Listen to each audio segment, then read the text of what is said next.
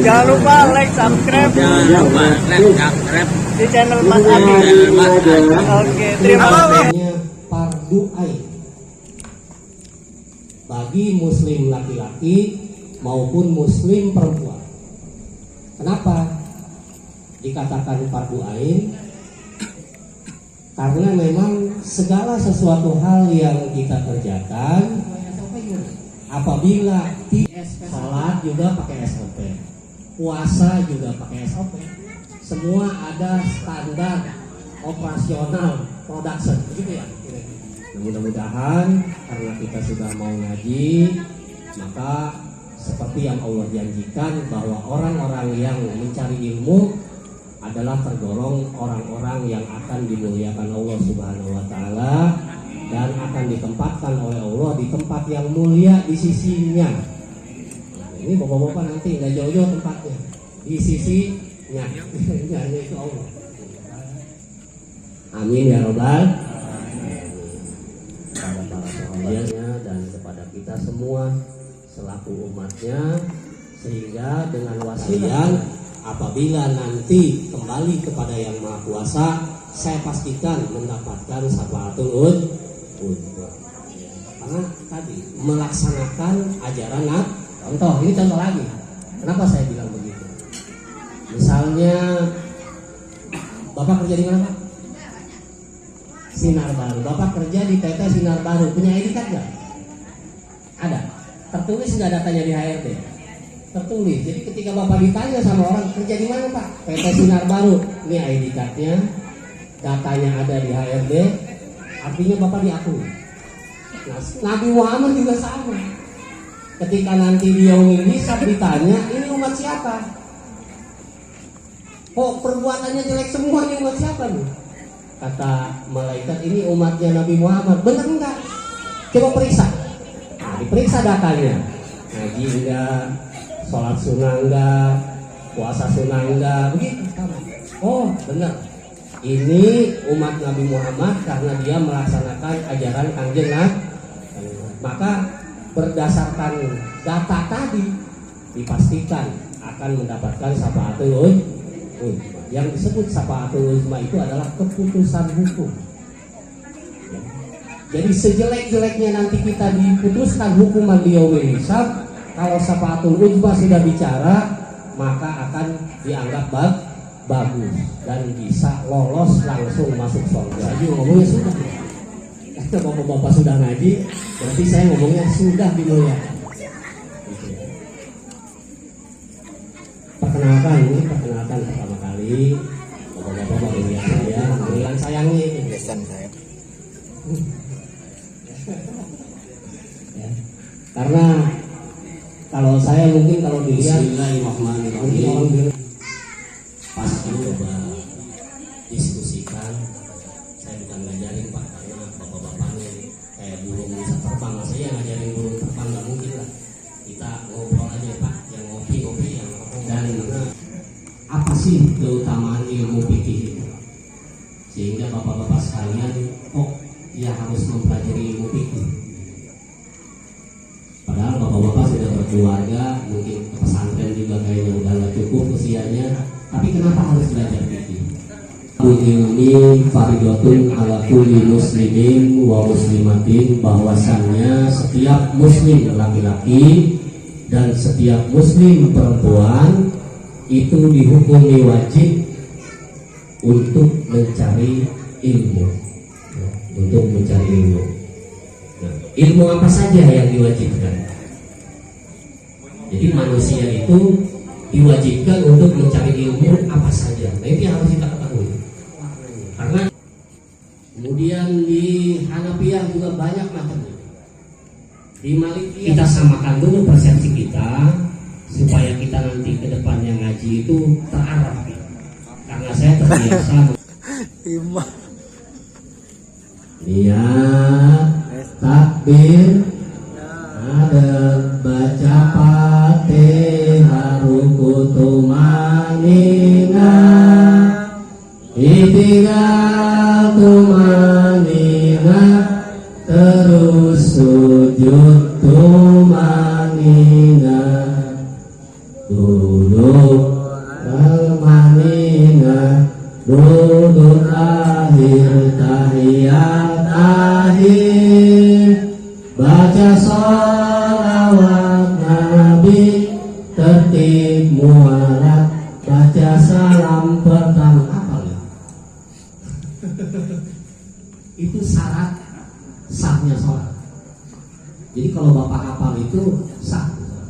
Satu, baru satu. Kemudian di dalam sholat tadi rukun terbagi. Ada yang tahu? Ada masalah. Terbagi hadir di pengaji. Itu masalahnya. Jadi pentingnya hadir di pengajian itu.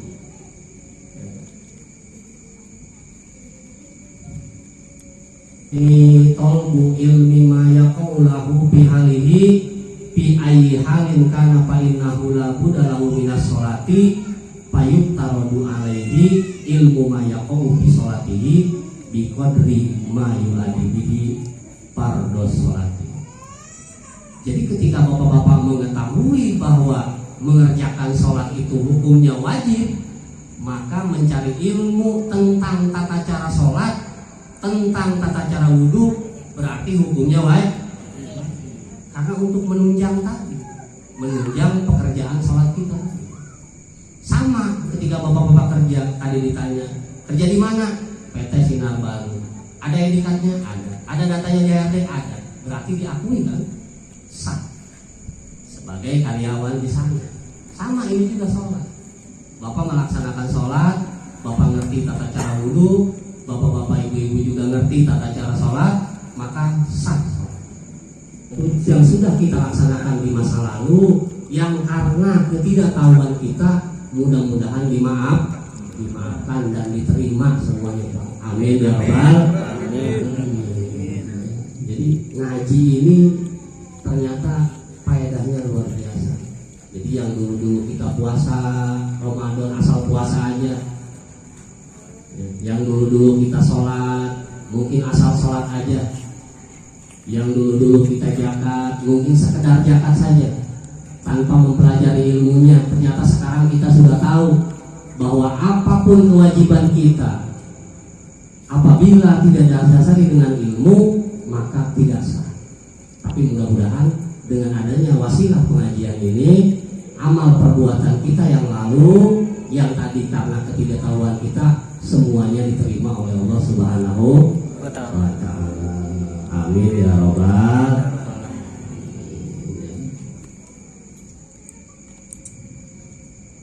Nah, mengenai ilmu yang boleh dipelajari, kalau dalam fikih itu dinajomkan begini kira-kira, supaya ada hiburan, nyanyi sedikit boleh ya, tapi nyanyinya najom, bukan nyanyi dangdut ya.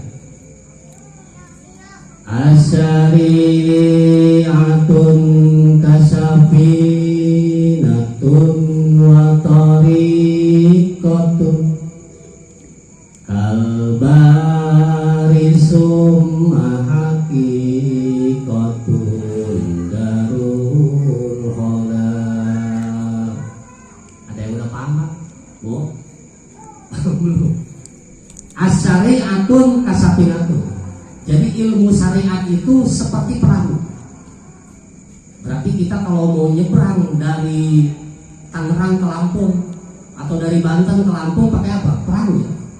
Udah mungkin berenang ya dari Banten ke Lampung, nggak mungkin. Mungkin kalau bisa juga kayaknya nggak nyampe, kecuali tentara. Kalau di Kopassus itu pembaretan ke Baret Merah nyebrang dari Banten ke Lampung. Jadi kita mau ke Lampung itu harus pakai perahu. Nah, maka ilmu syariat itu diibaratkan perahu. Jadi kendaraan supaya kita bisa sampai ke tempat tujuan. Kemudian watori kotun kalbah. Yang dimaksud dengan ilmu torikoh itu adalah lautnya. Berarti torikoh itu seluas samudra. Tidak gampang belajar toriko.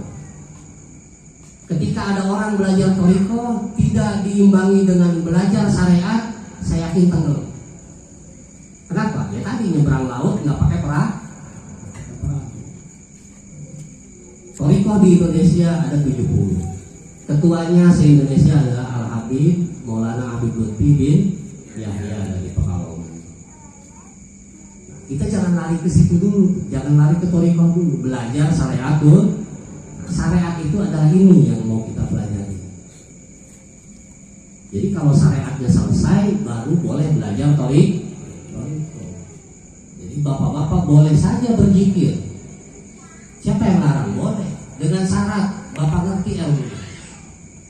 Kalau kita zikir, kita nggak ngerti apa yang kita zikir, nggak akan ada pahala itu, Pak. Capeknya tuh. Coba saya tanya, bapak-bapak suka zikir? Qila li Muhammad bin Hasan ibnu Abdillah, ta'lim fa innal ilma zayanul li alihi wa fadawa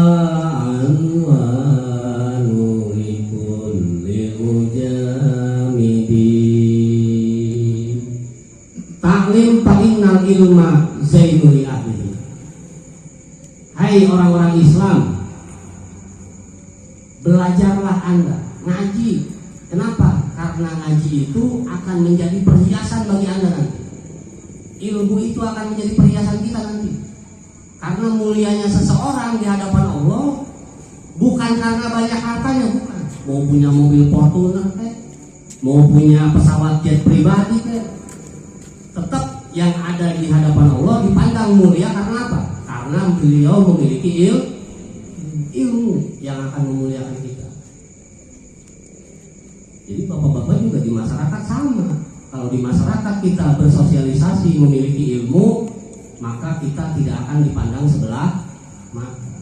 Sama oleh Allah Subhanahu wa taala juga bagi orang-orang yang berilmu akan dipandang oleh Allah sebagai makhluk yang mulia. Mudah-mudahan kita nanti jadi makhluk yang mulia walaupun kita ngajinya bertahap seperti ini. Wa fadl wa anwan likullil mujamidi, bahwasannya dengan kita mengaji seminggu sekali tiap malam Jumat ini merupakan perbuatan yang sangat terpuji dan bisa menyelamatkan kita nanti di akhirat. Ini ngaji ini adalah pertolongan kita. Kenapa disebut pertolongan? Ya sekarang kita introspeksi aja, coba tanya hati bapak-bapak. Kira-kira bapak-bapak sholat 5 waktu ketinggalan nggak? Subuh kesiangan nggak? Puasa banyak batalnya nggak? Zakat ada yang lewat nggak? Nah, dengan berdasarkan kekurangan-kekurangan itulah mudah-mudahan dengan kita ngaji seminggu sekali semua akan diampuni oleh Allah Subhanahu wa ta'ala. Amin ya rabbal. Enak orang ngaji, didoain terus. Coba kalau nggak ngaji, di dangdutan siapa yang mau ngedoain? Ituan Pak. Kulli yaumin ziyadati minal ilmi wasbih bi hulil fawaidi.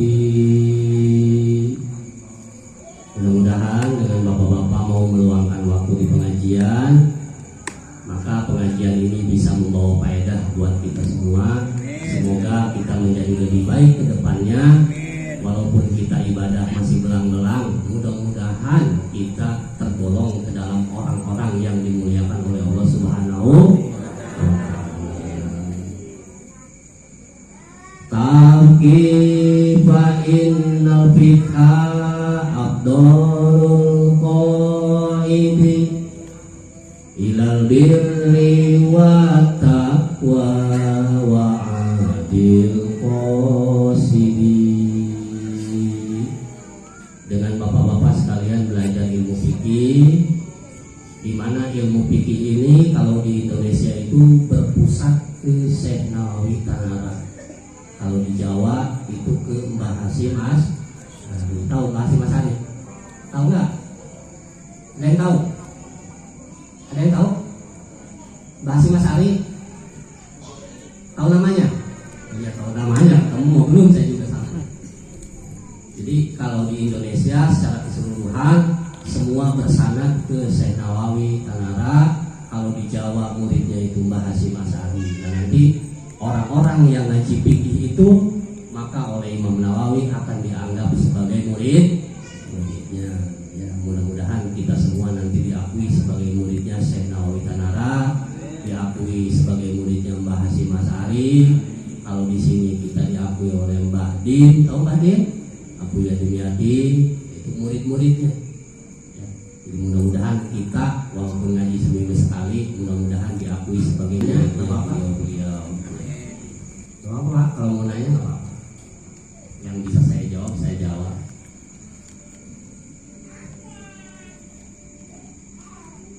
Ada mau namanya? Silakan bapak-bapak yang mengenal mungkin ada yang kurang jelas. Ya, mau cerita dulu nggak apa-apa, silakan. Apa mau nanya anak saya berapa? Berapa? Ibu-ibu ada yang mau nanya? Masih malu-malu nggak apa-apa. Ya mudah-mudahan ada atau nggak ada yang nanya. Mudah-mudahan malam ini kita dibarokahkan oleh Allah Subhanahu wa Ta'ala. Amin. Sekali lagi sebagai penutup, saya mohon maaf apabila ada kekurangan-kekurangan dari saya, baik itu tingkah laku saya ataupun kata-kata yang kurang berkenan, terutama kata-kata yang tidak tersusun. Saya mohon maaf karena memang keseharian saya bahasa Sunda. Jadi kalau suruh ngaji bahasa Indonesia saya agak milih-milih. Ya, mohon maaf ya Pak kalau ngomongnya agak kayak singkat-singkat, agak dieja-eja. Memang nggak terbiasa bahasa Indonesia. Itu saja dari saya. Assalamualaikum warahmatullahi wabarakatuh. Rajab wa Sya'bana, Allahumma barik lana fi Rajab wa Sya'bana wa balighna Ramadana wa zilna qasidana Allah